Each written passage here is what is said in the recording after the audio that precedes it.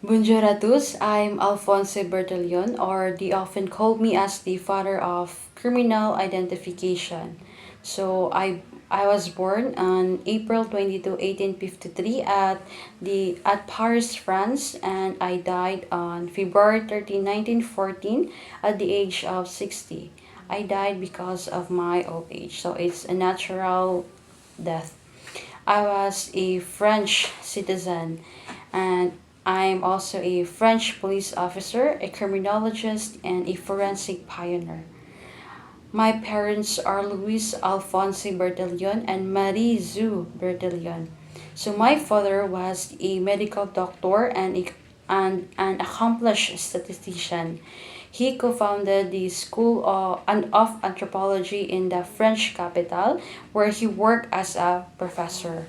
I had an older brother as well, Jacques Bertillon, who followed my father's footsteps and was also a doctor and became our own statistician. In contrast to my high achieving family, my educational achievements were patchy and I failed to complete the medical school.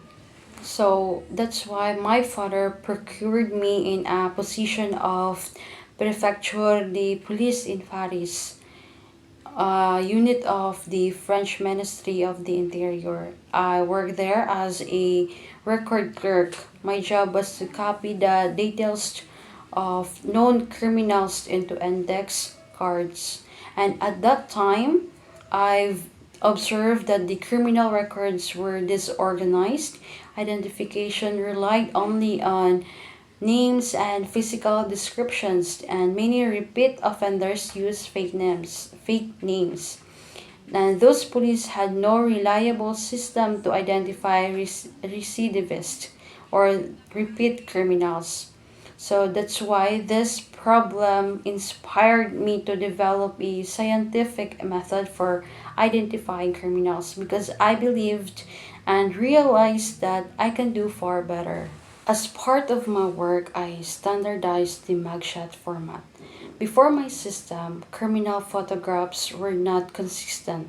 So I required one frontal photograph, one side profile photograph, neutral facial expression, and consistent lighting and distance. By neutral facial expression, I mean no smiling or exaggerated emotions. This ensure accuracy and fairness. By consistent lighting and distance, I mean every photograph must be taken under the same conditions. This allows proper comparison between individuals.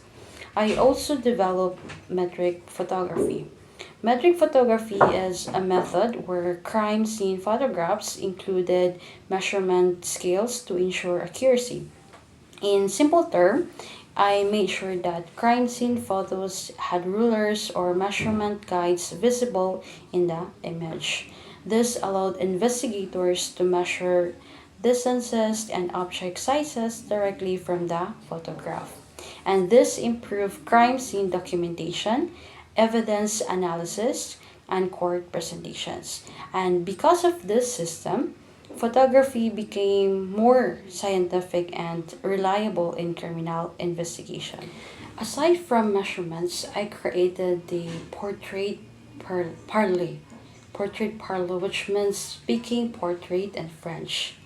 It included detailed verbal description of facial features, the shape of nose, ears, forehead, chin, the eye color and spacing, the scars, tattoos, birthmarks, body build, and posture. And this method combined scientific measurements, photography, and written descriptions. So the purpose of the portrait party was to describe a person so clearly that even without seeing them, authorities could identify them. By body build, I mean the physical structure of the body, whether thin, medium, or heavy.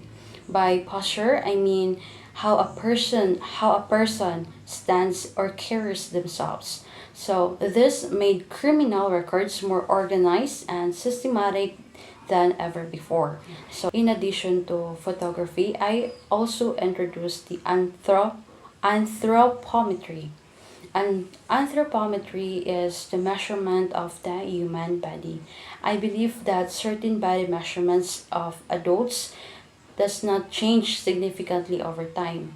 So my system measured the head length and width, the arm length, the foot length, the height, and the ear size. So by combining these measurements with photographs and written descriptions, I created the first scientific criminal identification system. For many years, this system helped police identify repeat offenders. However, it was later replaced by fingerprinting because fingerprints proved to be more accurate and unique. In 1894, I became involved in the Dreyfus Affair, a major political scandal in France, because I testified as a handwriting expert and claimed that Captain Alfred refused had written a secret document. However, my handwriting analysis was later criticized. Many experts considered my method flawed and Refuse was eventually proven innocent. And this controversy damaged my reputation. Although this event affected my credibility, it did not erase my earlier scientific contributions to forensic identification. So, even though anthropometry was replaced by fingerprinting, my influence remains important. My lasting impact includes introducing scientific methods into policing, standardizing mugshots, which are still used today, improving crime scene photography, organizing criminal record systems, and helping transform policing into a professional and scientific practice. And because of my work, modern forensic identification system became possible. And I am remembered as a pioneer of a criminal identification and an early contributor to forensic photography. In my time, I believe that crime investigation should not rely only on memory or guesswork. It must rely on measurement, documentation, and scientific method. So, although my system was later improved, my goal was clear to bring science into criminal identification. Thank you.